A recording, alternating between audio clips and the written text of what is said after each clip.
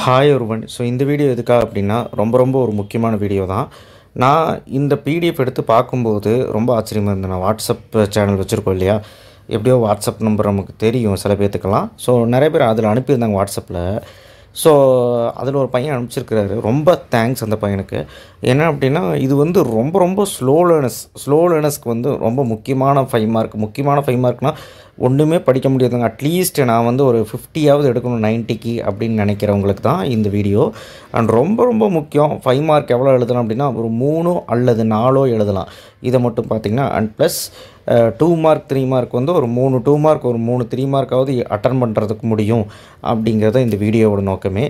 என்ன அப்படின்னா, இது பாருங்கள், இப்போவே கணக்கு போடுங்க. 3 2 மார்க்கு அப்படின்னா ஒரு 6 மார்க்கு, 3 3 மார்க்கு அப்படின்னா 6 மார்க்கு, 9 மார்க் 15 மார்க்கு, 4 5 மார்க்குனே சரி 3 5 மார்க்குனே கணக்கு போடுங்க. 15 15 30 மார்க்கு. ஸோ 30 மார்க்கு ப்ளஸ், நல்லா கேட்டுக்கோங்க, ப்ளஸ் 1 மார்க்கில், அதுக்கு தான் சொல்கிறேன் ரொம்ப வீக்காக இருக்கும். புக் பேக் 1 மார்க் நல்லபடியாக படிச்சிங்க 15 எடுக்கலாம். ஸோ 45 மார்க் 90க்கு எடுத்திங்கன்னா உங்களோட 100க்கு மார்க் எவ்வளோ ஆச்சு? 55 மார்க்கு. இதுதான் நான் சொல்கிறதே.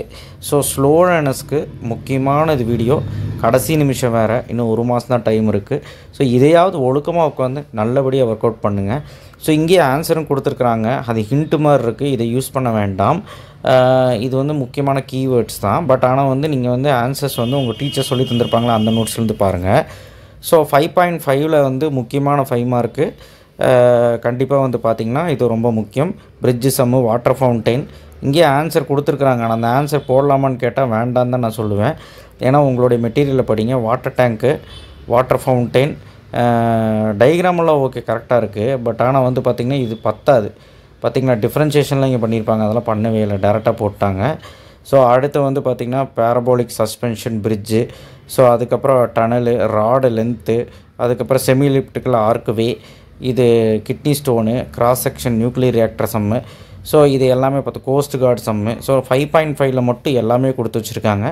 அதுதான் சொல்கிறேன், இந்த எக்ஸசைஸில் மட்டும் எல்லாமே பார்த்திங்கன்னா ஒரு 5 மார்க் எழுதலாம். அடுத்து 7.1ல் வந்து பார்த்திங்கன்னா பலூன் சம்மு, அந்த எக்ஸாம்பிள் சம்மு, அப்புறம் அந்த கோனு சால்ட் சம்மு. அதுக்கப்புறம் பார்த்திங்கன்னா ஹிண்ட்டு தான் இது நீங்கள் தயவுசெய்து உங்களுடைய மிஸ்ஸோட மெட்டீரியலில் படிங்க.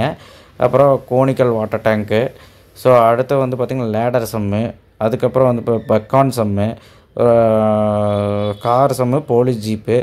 ஸோ இதெல்லாம் ரொம்ப இம்பார்ட்டன்ட். 7.2ல் இதுவும் ரொம்ப முக்கியம், இந்த லெசிஜியஸ் கர்வு. அதுக்கப்புறம் அக்யூட் ஆங்கிள், 21வது கேள்வி ஆங்கிள் பிட்வீன், 2 ஆங்கிள் பிட்வீன். அடுத்த 7.8 இது ஒரு முக்கியமான 5 மார்க், கார்டன் சம்மு, ரெக்டாங்குலர் பேஜு.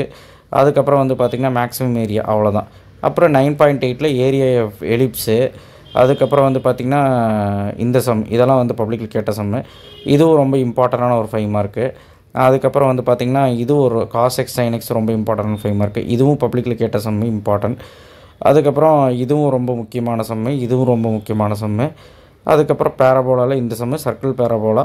ஸோ இதெல்லாம் ரொம்ப கஷ்டமாக இருந்தாலும் 9.8ல் முக்கியமாக இந்த சம்ஸ் எல்லாம் அதிகமாக கேட்கக்கூடிய வாய்ப்புகள் இருக்கிறதுனால தான் கொடுத்துருக்குறாங்க.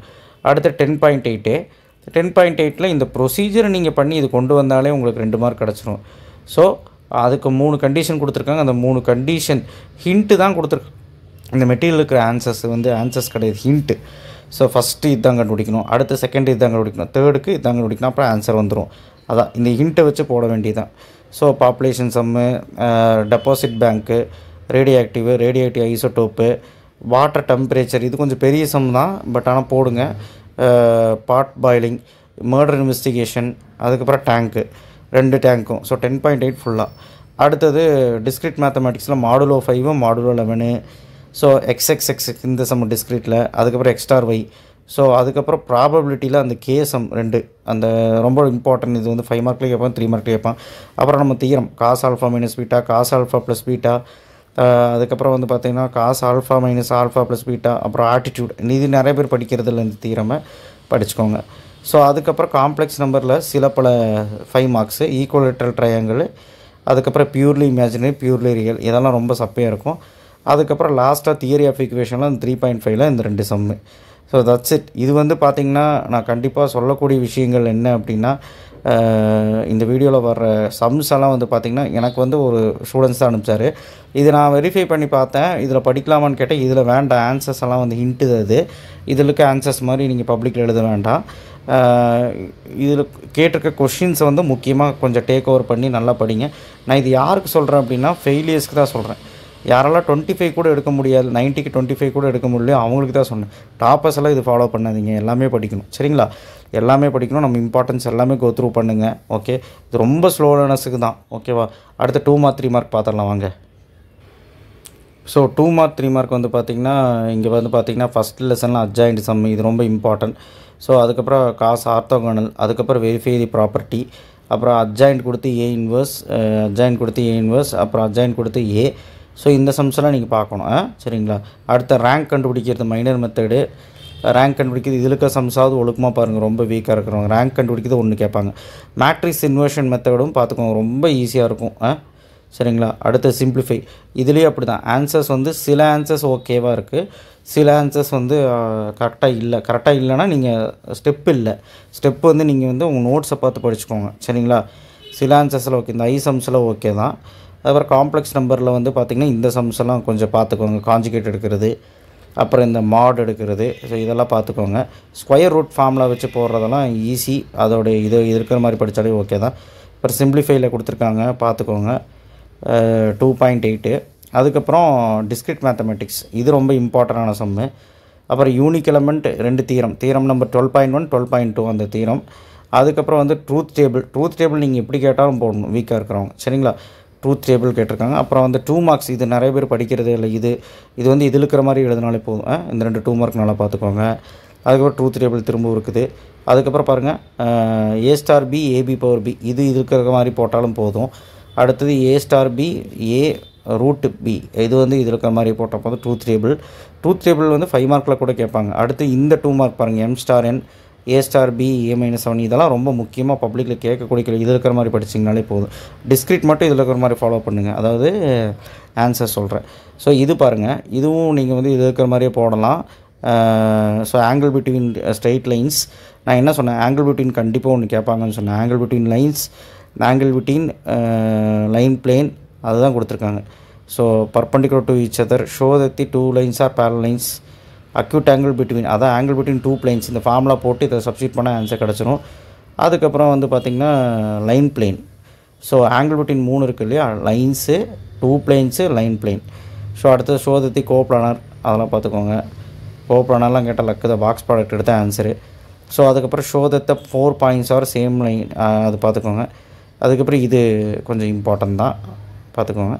So A vector minus B vector, இது ரொம்ப இம்பார்ட்டண்டான தீரம், பார்த்துக்கோங்க. இந்த மெத்தட்லேயே போடலாம். சரிங்களா? அடுத்து வந்து பார்த்திங்கன்னா 2A வெக்டர், இதுவும் ரொம்ப இம்பார்ட்டன்ட், பார்த்துக்கோங்க. அதுக்கப்புறம் முடிஞ்சிருச்சு வெக்டர். அடுத்தது வந்து பார்த்திங்கன்னா ரோல்ஸ் தீரம். ஸோ இது வந்து ரொம்ப இம்பார்ட்டன்ட், சாட்டிஸ்ஃபைடாக இல்லையான்னு பார்க்கணும். சாட்டிஸ்ஃபை ஆகாத கேட்டிருக்காங்க. நாட் சாட்டிஸ்ஃபைடு ரோல்ஸ் தீரம், இது இருக்கிற மாதிரியே போடலாம். சரிங்களா?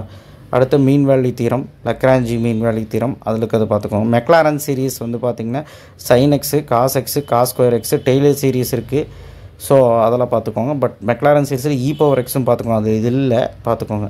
அடுத்து எல்லா பிட்டால் ரூலு 88, 89 இந்த சம்ஸ் இருக்கிறதே பார்த்துக்கோங்க. ஆன்சர்ஸ் எல்லாம் இதில் இருக்கிற மாதிரி போட்டால் போதும்.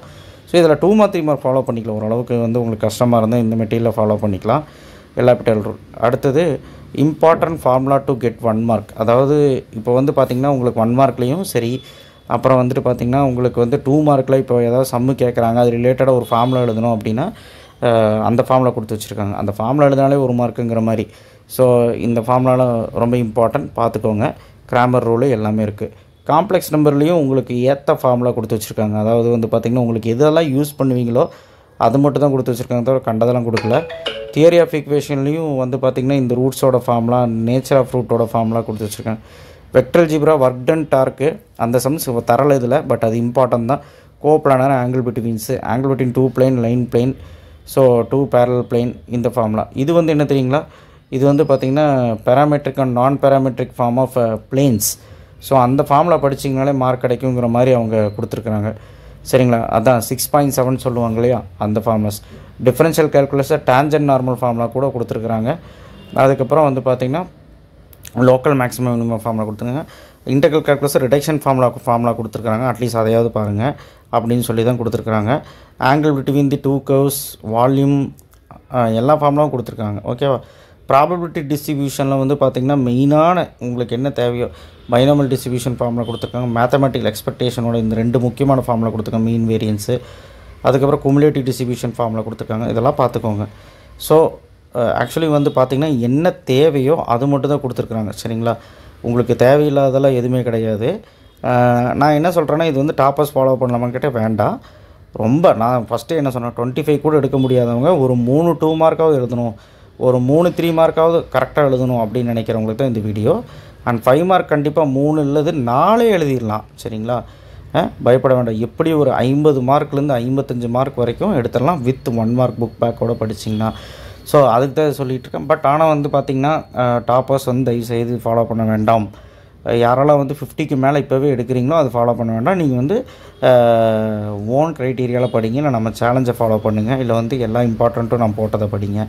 ஓகே, இது வந்து ரொம்ப ஸ்லோனஸ்க்கு தான், மேக்ஸ் வந்து ரொம்ப கஷ்டப்படுறாங்க அப்படிங்கிறவங்களுக்கு தான். So thank you. ஷேர் பண்ணுங்கள், சப்ஸ்கிரைப் பண்ணுங்கள். இந்த பிடிஎஃப் உங்களுக்கு டிஸ்கிரிப்ஷன் பாக்ஸில் கிடைக்கும். ஸோ வச்சு வெரிஃபை பண்ணி உங்கள் டீச்சர்ஸ் நோட்ஸில் படிங்க, அப்போ தான் கொஞ்சம் கரெக்டாக இருக்கும். சரிங்களா? தேங்க்யூ.